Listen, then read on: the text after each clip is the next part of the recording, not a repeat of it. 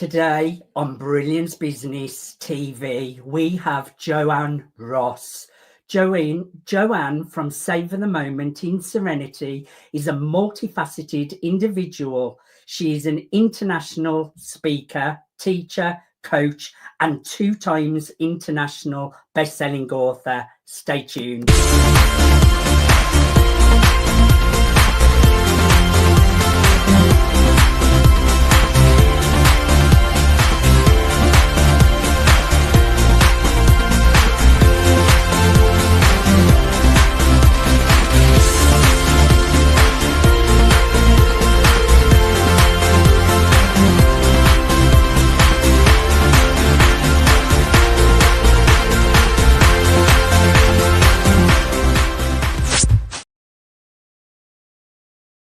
Welcome to Brilliance Business TV, conversations with leading experts in business. I am your host, Mark Stephen Pooler. We have a wonderful guest today, Joanne Ross, who works with dementia, which is an incredible thing to do. And she also is an international best-selling author, speaker. So I'm super looking forward to a conversation with Joanne. We are streaming live on Facebook, Twitter, Instagram, LinkedIn, YouTube. We're also on the E360 TV network. We're also on USA Global Radio, Television and Network. We're also on Business Innovators Radio Network. And we're also streaming through MSP News Global.com. Let's bring in our incredible guest, Joanne Ross. Joanne, welcome to Brilliance Business TV. Mark, you're making me cry already. I'm listening to what you're saying and I'm going, how did I get here? Oh my God, he's talking about me. You have got here, Joanne, with all the hard work that is very, very well deserved. So I'm really looking forward to a conversation with you. Now, you work with dementia families and caregivers, which is an incredible thing to do, so rewarding. Why are you working with dementia families and caregivers, Joanne? My mom suffered from dementia and she passed away almost exactly a year ago. And I lived with her for 9 months as her primary caregiver. And I learned a lot and I made a ton of mistakes. And I really came to realize that there's not much out there that can show us the way and teach us how to take care of ourselves first so that we can be in the best position to take care of our loved one. And so my mom really lit a fire under me. But I have to tell you, that's not where it actually started. When I was in my 20s, I used to visit my grandfather in a personal care home and we played cribbage. And he was fabulous at cribbage. I actually inherited his cribbage board, so I feel quite privileged. But I would go week after week and play cribbage with him. And one week I walked through the door and he had no idea who I was. And my little heart shattered. And you know, it never really healed. So when I think back, that's really what started everything. And then my mom lit a fire under me. So that's where it's all started. I think that's beautiful. And it is such a shame when, especially when they're close relatives that have knew you all of your life and then they don't recognize you, because it's not them that are suffering, is it really? It's the people around them that have always knew them, that it's such a big loss. You lose them as they are, which is, it's such a hard thing to go through. Why are you focused on wellness strategies, Joanne? I have come to learn, again, through my own experience, that being less than well and in good health, you can't give to your loved one. You can't serve. There's a quote by Eleanor Brown. Self-care is not selfish. You cannot serve from an empty vessel. I adore that quote. It's brilliant. And it is so true. So in the beginning, when I was with my mom, I was also ill. And I noticed that I would be so tired and I wouldn't have the energy. And here came that same story or the same question for the 30th time. And I just, not that I ever snapped at her, but I ran out of patience. It was really hard. I found that I was drained physically, I was drained mentally, and I was drained emotionally, which didn't promote health in me. It just made things worse.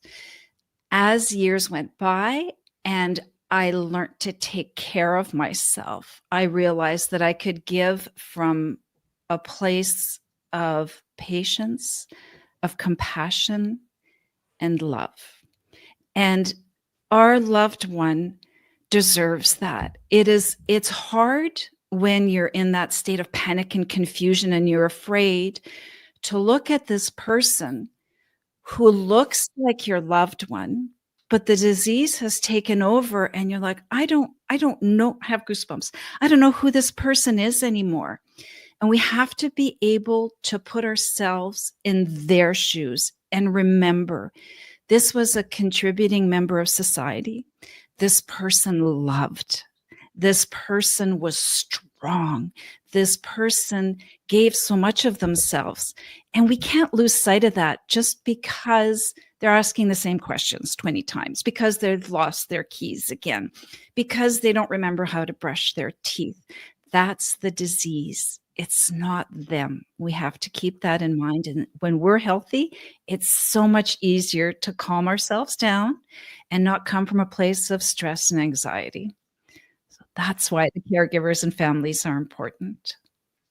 I understand what you're saying, Joanne, and you have to give to yourself before you give to others. It's a bit like when you're on an aircraft, you have the oxygen yourself and put the life jacket on yourself before you look after other people so that you can look after those properly as well. That makes perfect sense. And it is such a delicate topic as well. Well, What are the... Can I add something to that? Yes, Is, we grew up with a lot of beliefs depending who you were born to, where you were born, when you were born. And a lot of those cause us a lot of guilt. So we think that we have to do everything. There are other resources out there. You don't have to do everything. Yes. So you really have to remember that. And I can't stress that enough, that really taking care of yourself and being your best is going to be the best for them. Absolutely. I agree totally, because it's going to be very emotional on you as well, and taking a lot of time, energy, and then also the side on your emotions and things like that. It is a real thing that people go through, and I just love that you're supporting people with this. What are the most important aspects of working with someone with dementia? I think we just asked that one, didn't we? I do apologize. That's Did we okay. just ask That's that one? fine. What are the most important aspects? I would say, What have you accomplished? what have I accomplished? Oh my God, you gave Go a ahead. list Yes, of you go things that ahead. was amazing to me. But what I am going to say, I'm proud of a lot of things, but I designed a dementia village and wellness center. It's hanging up behind me, and my mission is to change the landscape of long-term care. So that is one component of it. And I have to tell you, since the last time that we spoke, things have changed. And I've become very spiritual through my learning and my growth. And I have learned that if I listen to my gut, if I listen to what I have to tell myself and I look for synchronicities around me, that there's always messages for me. So I just took part in a wellness expo in Winnipeg, which was fantastic. I had the opportunity to speak on stage, and I had people in tears, which I don't like to make people cry, but I had people in tears. And I had some feedback. I asked for feedback, and one gentleman said that I had totally wasted his time. And in the past that would have haunted me forever, and that would have defined who I was, and that would have stopped what I wanted to do. But I have learned that that is one person's opinion, and it's a Yes. reflection of where they are on their journey. But I had dozens of people in tears. I struck a note. They heard what I was saying. And I had brought my books. So I have my 3 books behind me here. And as you said, 2 of them are international bestsellers. One of them is with Les Brown. It's just, my life is so amazing. I love my life. And I had bought many books. I was hoping to go back home with empty boxes, but I came back home with full boxes. I only sold a handful of books, for which I am very grateful. I was also promoting my workshop, which we can talk about some more if you'd like, for families and caregivers. And I sold 0, not 1. And I had actually set things up to put a limit of 30 participants and no more. So I went home and I was, thinking about all these different things and going, oh, what am I doing? I spent so much money on this. Oh, I can't believe this. And then I remembered my daughter-in-law was helping me. And she said, Joanne, everybody asked about this dementia village. You had a million lovely compliments about this dementia village. And I'm like, oh, okay. And then I met these people who were all my neighbors at the wellness facility, which is funny when I think about how they all fit in with my dementia village and wellness complex. I had somebody who is a death doula and does palliative care, which is part of my dementia village. Another one had contacts with people who could help fund my dementia village. And I had somebody else who offered services that fit really well with my wellness strategy. So I slept on it, woke up the next morning and did my meditation. And I just went, oh my goodness, message received. Yes, I will continue with my 1 round of my workshops, but I need to focus my attention on my dementia village. Message received loud and clear. So I don't know, did I answer your question? Great accomplishments. And I was going to talk about the dementia village, but we've just discussed that a little bit. So we'll talk about your books as well. But I want to go back to the original question because I realized we didn't actually go into detail of that. Okay. So it was, what are the most important aspects of working with someone with dementia, Joanne? The most important aspects of working with people is to have them realize the self-care is important, but also to realize that they need to put up boundaries. And boundaries aren't only to keep people out.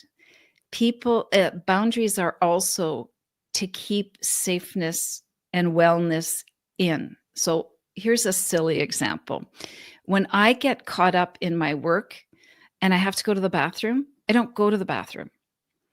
That's not taking care of myself. That's bad for my body. It's a very simple boundary.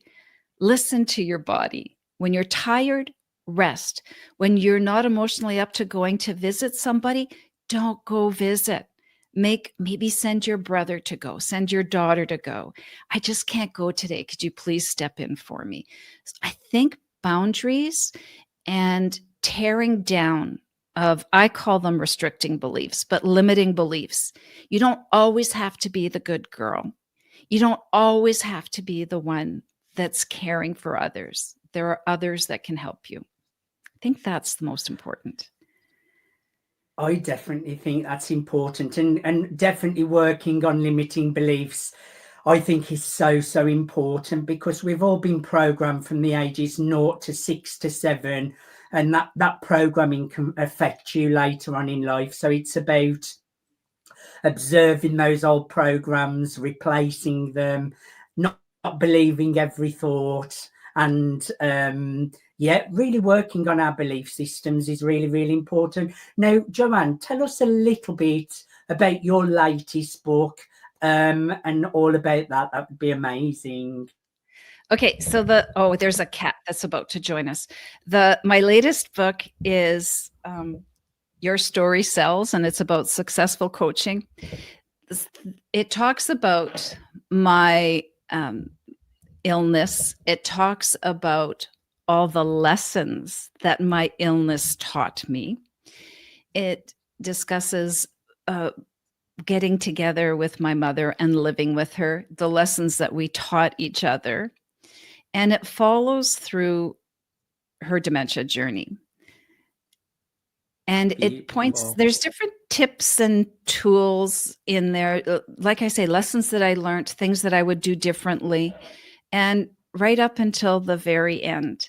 There's also a poem that I wrote in that book, which is also in the Soulful Poems book. And it's called The Death of My Mother. And what I did is when I would go and visit my mom and get back in my car, if there was something that really struck me, something unique about our visit, I would write it down on my phone. And then after she passed away, actually before she passed away, I kind of put it all together and made a poem. And to me, it's the perfect depiction of what the person with dementia goes through and what their caregiver goes through. So in my case, I lived with my mom.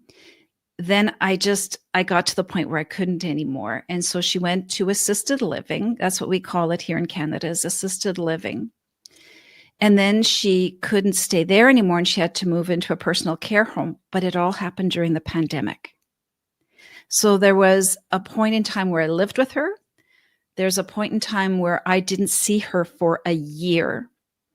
And then it talks about after she was in the personal care home, she wanted to be right until her passing. So it shows all the changes that happened over that time and the impact of being present, being absent, and then being present again. So it's kind of you can follow the journey and see all the different things that can happen and really get an understanding from the person with dementia's point of view as well. They may not be aware of a lot of things. They may not remember a lot of things, but they're still a human being with emotions and feelings. And there are points in time where they do remember. They just may not be able to communicate it and share it with you. So you have to remember those as well. So out of the three, that book, I really is my favorite because it covers my journey with my mom to the very, very end. And that was really important to me. And I think for people who may be going through that journey, that book would be such a great read. And I'm sure there's plenty of people out there going through that journey. It reminds me of a beautiful clip I've seen on social media, actually. And it was a ballerina who used to do, I think, Swan Lake. And she had dementia. And they played the music to her. And as soon as the music starts playing, she switches to ballerina and she starts doing all the hand movements in her chair, but she goes from having dementia to hearing the music and she just switches to ballerina, doing all the dance in a chair. That's a beautiful clip. If it ever pops up, I'm going to tag you. I'm sure you may have already have saw it, but it just goes to show that there's still memory there from their past and things like that. And I would bet you Joanne, anything who should connect with you and why should they connect with you? Anybody who would like a signed copy of my book should connect with me because I would love to sign a personalized copy of my book. And as you said, there's a story in there that they can connect with. The other books are a little different. One is poems from people around the world. So if it's only the poem that interests you, that's a good one. The other one is called Becoming the Manifesting Diva. So it has much more of a spiritual tone to it. And those are, again, 13 authors from around the world. So if that's more of an interest, that is a good book as well. I have developed a workshop, which I am in the middle of right now. So we've done week 1, which is about mind power. Next week, we are doing emotional intelligence. So I developed a methodology called Me First, which I thought was quite appropriate. And it's for caregivers and families. So mind, power, emotional intelligence, flow and ebb, which is we're feminine, masculine, yin, yang, rest, being productive. We have to learn to listen to our bodies and be able to flow between the two. Then it's instincts and intuition. So we all have a second brain, which is called your gut, and your gut never lies. Your brain, on the other hand, lies all the time, but your gut never lies. Then we talk about restricting beliefs, so limiting beliefs. And I have a fabulous exercise I'm so excited to do. So as you talked about before, sometimes that's a big barrier to tear down. And spirituality, signs, symbols, synchronicities. I never disparage any religion because religion is beautiful and it's a huge part of spirituality, but there's more beyond if that interests you. And I share my opinion and my experiences. And the T in Me First is the total package, mind, body, spirit. It's all one. It's all linked. I like to think of it as an infinity symbol. So you have your mental, your physical, your emotional, and your spiritual. And they're always flowing one into the other, and they all impact one and the other. So at any point in time, if one of those is gunky and sick and smelly and gross, so if your emotional aspect is not well, it's going to impact your physical, it's going to impact your emotional, and it's going to impact your spiritual. So we have to take care of all of those components. So I'm only going to do this live once. I'm recording it, and then I will offer it online. And later on, I may also do some online. I would also love to grow into retreats so that I can delve more deeply. Emotional intelligence is a great example. My workshops are 2 hours per session, but you really need a full day, a couple of days, a week even, just to discuss that one topic. And anybody interested in helping me with my dementia village, either financially, ideas, things that have worked, suggestions, what they'd like to see. I can't do this alone. I'm one person, but I am determined that this is going to be a concept where people are lined up to work, not to live, so that there's dignity, respect for everybody. And so I guess those are the main things that there would be something beneficial to both of us to connect on any of those. And I love to speak. That's another thing. I would encourage everyone to connect with Joanne, learn more at her website, get her amazing book, connect with her. Savour the Moment in Serenity.ca. That is Savour the Moment in Serenity.ca. I'm going to say that once more. Savour the Moment in Serenity.ca.